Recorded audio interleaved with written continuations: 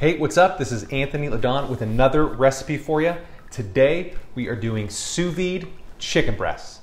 A lot of my friends are getting into sous vide and they ask what is the first recipe I should cook, and this is the one I recommend because it's super easy. You really can't screw it up.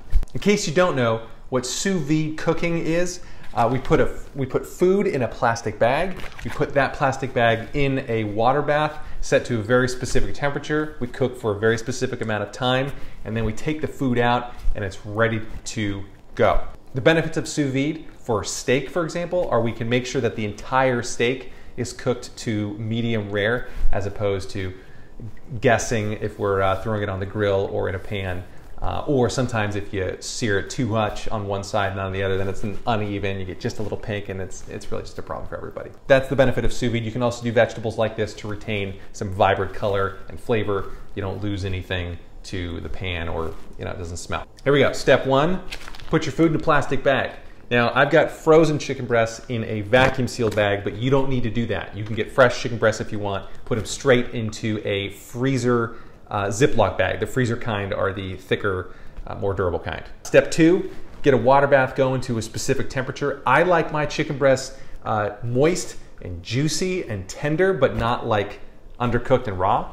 So I say 63 degrees Celsius is perfect for me. That's about 145.4 degrees Fahrenheit for you imperialists out there. Step three, put the food in the water bath.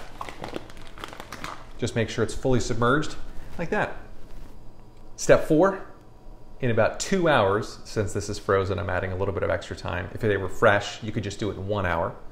But in 2 hours, I'm going to chill this down in an ice bath just to stop all the cooking and make sure it's cool enough to then put in the fridge. Now what I like to do with chicken breasts cooked this way, I can chop them up, put them in a salad. I can just eat it as is with a little bit of salt, or I can pull them straight out of here, sear them off in a pan, and then serve it for dinner.